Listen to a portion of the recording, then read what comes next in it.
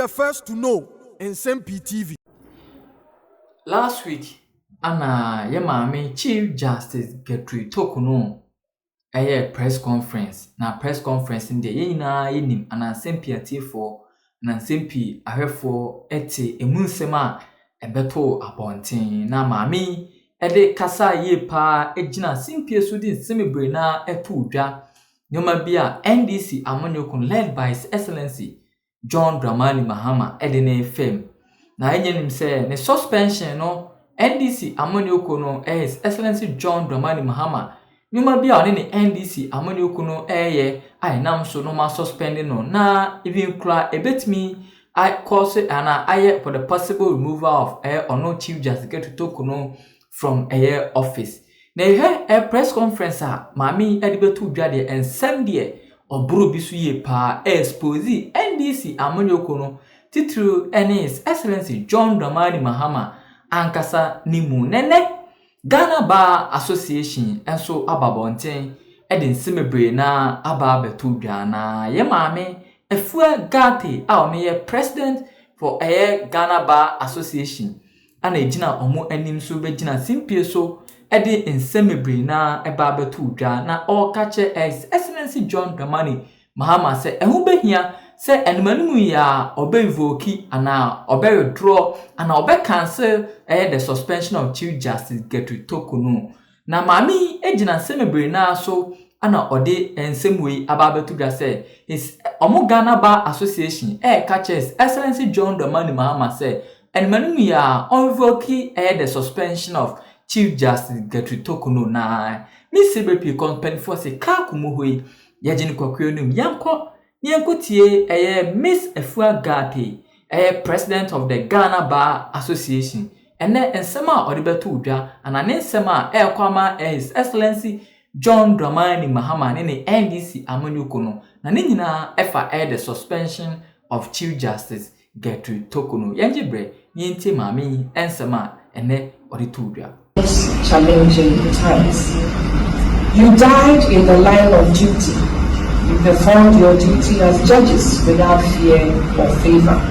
You stood for the rule of law.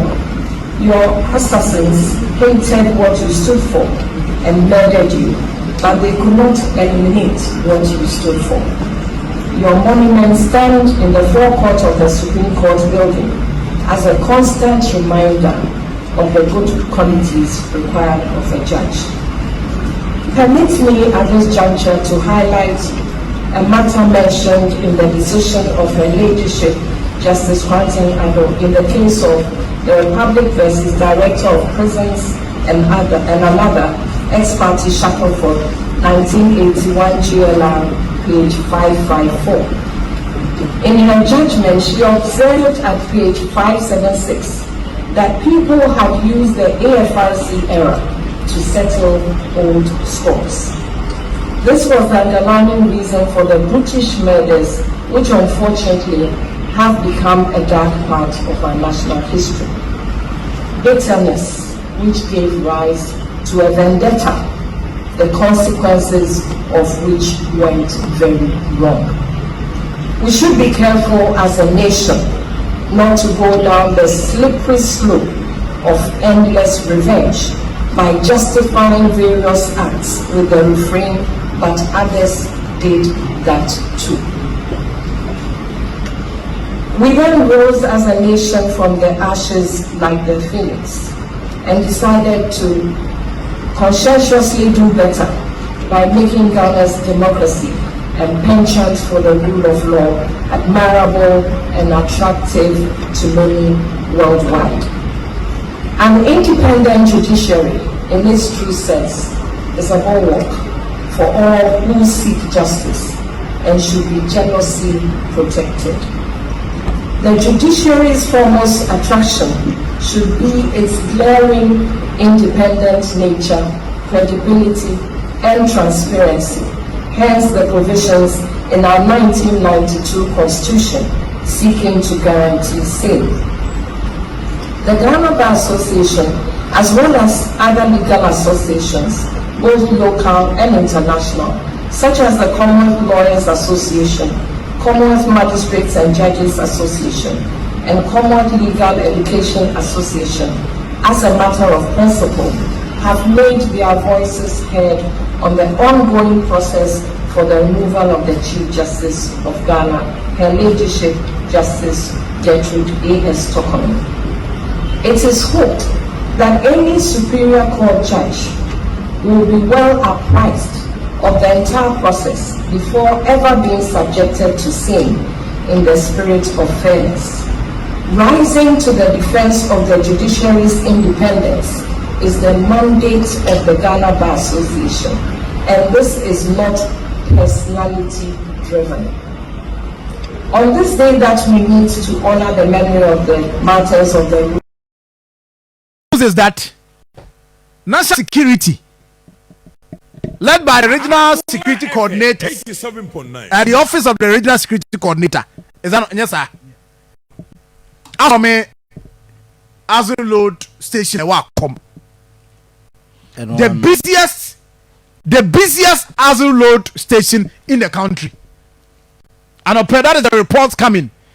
In fact, video CB now see live on our Facebook page. I come 87.9. Now, before you go there to find out what is happening, no. After this incident, PRO Edema Ghana Highway Authority. So why you Juma media guy or GBC? Those who are with him. On Johnny Hughes, young Johnny Hughes or 3FM. Interview. What I know, say a home year and revenue generation unit. And you know the main the purpose, the rationale behind the creation of Azulod, you know, is there. And yes, you can need a pedimum. You share now. You kick cars a faxo. Say the bear cars a faxo. Lord, do not affect your quan.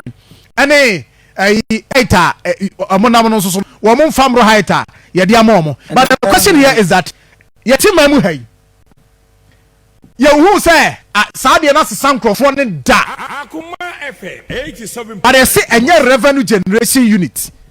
And this is Kaira. And my misa. Se sika eli kifa baby a me amusa me say wo de asam we de ana ma me disa nkomo ye ofeso kumase kwan no se de esi asai hwe kronom kwan wo mo ye ne se dan na kasa kasie because say engineers o mo ye kwan no o mo ye kwan say wo mo take into consideration load e be fa kwan no so and this load no ebro kwan no so a look at this one where akom ha ma me kasa mkirem me akom ho no kwan a me all the stations no baby a me nimpa ne akom ho what is some day I'm friend gantry sa height bi omo erect no no match 4.5 meters yeah I'm checking height no omo si bi wo ho the question is eba ne say and omo si ya no any 1 month omo say boost ade ne fi ho on guys tell Johnson top I bi wa ave so omo the machine ko jackie no so omo ye ne emu akondro kind of a boom. You see the intention. The intention here is that me say Roads and Highways Minister governs Kwame Agboja. Echo Tema Port on April this year. Okoye was in him who ye MC no. Ade cars na eba no. Ebi wo ha emfa scale no so enyina so ene ehu load a odinam. Ebeba bedru ha when they are getting out of the country through Akom.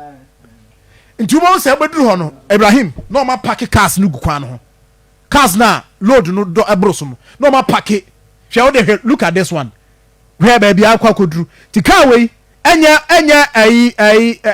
more than 4 meters ayaka into mo ye ya sa gantry no mo si ya no mo sa bubu no because edru anajoa sa cars ni na fam no ma discussion botom.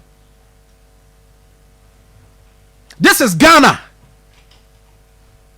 Yeah, we are come Agboja say e kwan na contractor ni suru nyan say de ka because ye Jessica masika ko the month May yeah where you ti hansa na ye baduni. I have records of Juma sika omujiji here from the 22 Azul load stations. I have some of them. Maybe why the better to me you can't show all of them. Some generating 2.8 million Ghana cedis a month. May. Now sika we see enye revenue generation unit intino yentimi my fire dream ko say that is the purpose here the creative here the establishes idea intino we should go there. When we begin to do that, here the some mantra no 2 3 1 minister bia beba ye be ka cha say minister ya had here enye sika na ye pe ye de enze be control mu diska no. Meanwhile se oba no mo tora na o se yi niam no so a ne ja o mo no mo de niam na fam ne ajo mo 20,000 inside ke agi wi kra na ke yi niam na gu ho amaka e di load required afa so kra kwan kan hadwen sakas we mu ano when they get to our borders omo yi niam no so ba Ghana de ye no yemfa ye nya hwe mpanimfo na da obi amfa bibia nya hwe ntino we should accept it yemfa load emu me say cars binom wo containers tituo ne ade dane butu kum nkrofo okroma hwe udru aya Kodie junction kwan na ekofa abuabuja Aduman sa junction so there's a young man or the moto eko share cars we biase because we parking the load the door so or chain se mu beda ho no wode akọ or the moto ko share ase ewu enche kra. When you speak to some of the drivers, they tell you say wo mu de enyo mo a ebu ho mo ba o mo boss e from say o muduru amon twen na 2 days time ekwan mu ntene ma get you closer adentia because cartel the oba adwuma ma ya ye ntwam. This is country and we cannot keep quiet. We cannot. Nti Sam George e dey na esi a afedie for almost 7 months. Wo dey me 6 months. Ade we yanka wanzem biu. Is it because hands be a was ho e won kran ho no sika no ko mo ho they have enough to influence decisions? Is it because of that? I am asking you. Is it because you say and sabi e what highway authority ho no emu odu? Now as you speak there are people sa ayiwe mu ye tue sika man krofo om titifi e krofo di dim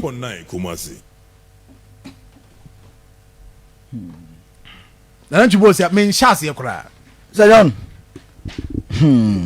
na in fact modern papa me ho adwiri me won komo aye di mu pa na it's good that national security edo mo na asime in fact if you had a customer mpemfo ti pa na anope yo motumi atu mo na isi issue nim na ohwe nkomo aye di anope ya Sir John serious say me say statement now make here no say o mo say ho no nye revenue generation tie in fact say ni pa no cars as e won tie ya tie mama ka sam cho na ntumi ntwawa no nipa mienu na aka bia mamate we PRO e de ma Ghana Highways Authority.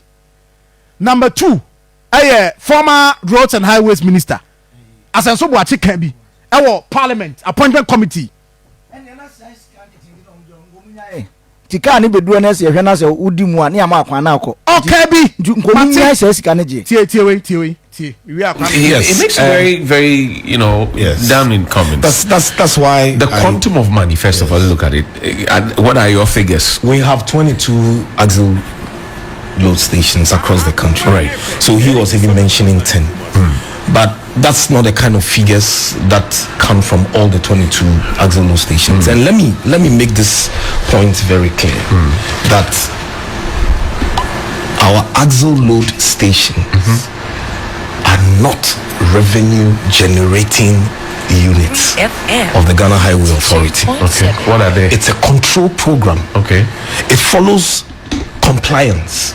It is geared towards compliance. So the thing is that you get there brofono krados no do they also can work no na na ntwi enti here na asem na work no ano na minim de niema odina so de kasa na ekone no mu ana ka keke also mo because sa as you load na wo no se don se enye se emeki ye pese de nya revenue a ene na botae no apart from say check your man for na mfa so be na wo so bi ye duru ho ede na ebenya na nka yi uniema agu ho na okọ eno anu no dade tia na Burkina fo ni ayifo yi omo nse ye kwan na keke na omo mfa so nkokwa omo koduru border no so ho a omo yi nioma no to the level omo no pe no omo da kofo omo kwan so no omo maintain omo de na de bia na de yesei sa no mpeso mo kire sa no mpeso mo kire 7.9 Kumasi ade na wo sa no se John se yen asoma ya me ni amre a de bia ba be boka ye nioma japade bebre na yesei no ni ye gu no enti sa azin load na ehye ho no se sika enyunu no a nei minister nkasa honorable agbaja omunim your friends say PRO unim waka ho asem unim enti ebesi nne 7 months nie your friends say 4 year adwuma and send your okay yi ora your friends say dwuma di omudi OSP nhihye anamo otu afa ho nyina no wey enka ho ede ne ba ye de ne si ye nti a afei azin load ho nhihye enkomo amodi ne ebere bi abesene kɔ no ese de ye mpese be ka ho asem biu me da se ede nti a anantwi ma me nkwa ama no so mra we ba se dia ne